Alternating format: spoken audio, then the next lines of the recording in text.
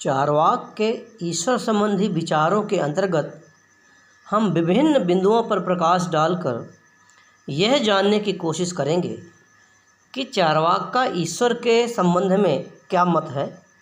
चार्वाक के ईश्वर विचार का मूल उद्देश्य ईश्वर विषयक विचार का खंडन करना है। इस दर्शन का ध्वंसात्मक रूप ईश्वर विचार में पूर्ण रूप से अभिव्यक्त हुआ है। ईश्वर को सिद्ध करने के लिए जितने भी तर्क दिए गए हैं उनका खंडन करते हुए यह ईश्वर का विरोध करता है।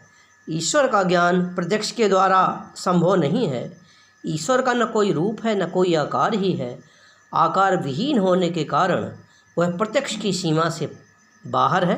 प्रत्यक्ष की सीमा से परे होने के कारण ईश्वर का अस्तित्व नहीं है, क्योंकि प्रत्यक्ष ही ज्ञान का एकमात्र साधन है। ईश्वर की सत्ता अनुमान के द्वारा भी प्रमाणित की जा सकती है। न्याय दर्शन में ईश्वर को सिद्ध करने के लिए निम्नांकित तर्क दिया जाता है। यह विश्व का कार्य है, प्रत्येक कार्य का कारण होता है। विश्व रूपी कार्य का कारण ईश्वर है, अतः ईश्वर की सत्ता है।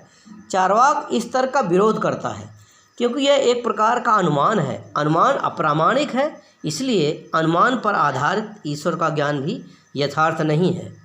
कुछ लोग ईश्वर की सत्ता प्रामाणिक ग्रंथों के आधार पर सिद्ध करते हैं। उदाहरण स्वरूप वेद एक प्रामाणिक ग्रंथ माना जाता है। वेद में ईश्वर का वर्णन है, इसलिए ईश्वर की सत्ता है। चार्वाक के लिए इस युक्ति का खंडन करना सरल है, क्योंकि यह वेद की प्रामाणिकता में विश्वास नहीं करते। जब वेद प्रामाणिक नहीं है तो वेद में वर्णित ईश्वर का विचार भी प्रमाण संगत नहीं है। ईश्वर की सत्ता को प्रमाणित करने के लिए कभी कभी ईश्वरवादियों के द्वारा सबल तर्क दिया जाता है कि वह इस संसार का कारण है। ईश्वर संसार का सृष्टा है और विश्व ईश्वर की सृष्टि है। चार्वाक इस विचार का जोरदार खंडन करता है। यह संसार वायु, जल, अग्नि, पृथ्वी के भौतिक तत्वों के सम्मिश्रण से बना है। किसी भी वस्तु के निर्माण के लिए दो प्रकार के कारणों की आवश्यकता होती है। नंबर 1 उपादान कारण मटेरियल काज, दूसरा निमित्त कारण एफिशिएंट काज। उपादान कारण हम उस कारण को कहते हैं जो किसी वस्तु के निर्माण में तत्व का काम करता है। निमित्त कारण उस कारण को कहा जाता है जो किसी वस्तु के निर्माण में शक्ति का काम करता है। इसे एक उदाहरण से अच्छी तरह से समझा जा सकता है। एक कुम्हार मिट्टी से घड़े का निर्माण करता है। मिट्टी घड़े का उपादान कारण है तथा कुम्हार घड़े का निमित्त कारण है। घड़े का निर्माण न केवल कुम्हार कर सकता है और न मिट्टी कर सकती है। मिट्टी और कुम्हार दोनों घड़े के निर्माण के लिए परमावश्यक हैं। चार्वाक के अनुसार विश्व के उपादान कारण एवं निमित्त कारण 4 प्रकार के भूत हैं। भौतिक तत्वों का संयोजन विश्व निर्माण के लिए पर्याप्त है, अतः विश्व के निर्माण के लिए ईश्वर को मानना अनुचित है। कुछ लोग विश्व में नियमितता और व्यवस्था को देखकर ईश्वर का अस्तित्व सिद्ध करते हैं। संसार के विभिन्न क्षेत्रों में व्यवस्था दिख पड़ती है। गर्मी के दिन में गर्मी, जाड़े के दिन में जाड़ा, रात के समय अंधकार और दिन के समय प्रकाश का रहना विश्व की व्यवस्था का प्रमाण है। साधारणतया विश्व की व्यवस्था का कारण ईश्वर को ठहराया जाता है। चार्वाक के अनुसार विश्व में जो व्यवस्था देखने को मिलती है उसका कारण स्वयं विश्व है। विश्व का स्वभाव ही कुछ ऐसा है कि वहाँ अव्यवस्था का अभाव हो पाया जाता है। जिस प्रकार जल का स्वभाव है शीतल होना, उसी प्रकार विश्व का स्वभाव है व्यवस्थित होना। इससे सिद्ध होता है कि संसार को व्यवस्थित देखकर ईश्वर को मानना भ्रांति मूलक है। ऊपर वर्णित भिन्न भिन्न युक्तियों के खंडन के आधार पर चार्वाक अनीश्वरवाद एथीज्म की स्थापना करता है। ईश्वर की सत्ता में अविश्वास करने के कारण चार्वाक को अनीश्वरवादी दर्शन कहा जाता है। इस स्थल पर चार्वाक दर्शन की तुलना जैन, बौद्ध और सांख्य दर्शनों से की जा सकती है, क्योंकि वे भी अनीश्वरवाद को अपनाते हैं। जहाँ तक ईश्वर के निषेध का संबंध है, चार्वाक, बौद्ध और जैन तीनों को एक धरातल पर रखा जा सकता है। ईश्वर की सत्ता का निषेध करने के कारण चार्वाक ईश्वर के गुणों का भी खंडन करता है।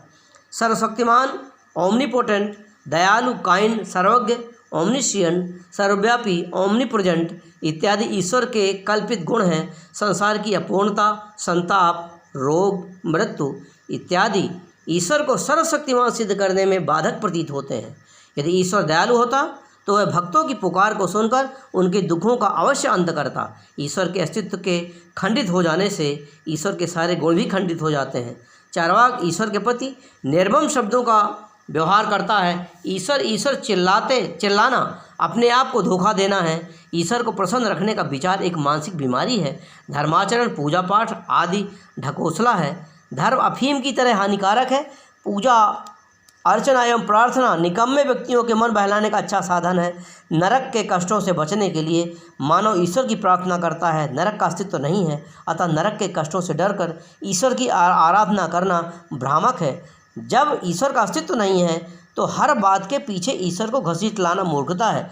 ईश्वर से प्रेम करना एक काल्पनिक वस्तु से प्रेम करना है। ईश्वर से डरना भ्रम है। ईश्वर को अपनाने के लिए प्रयत्नशील रहना एक प्रकार का पागलपन है।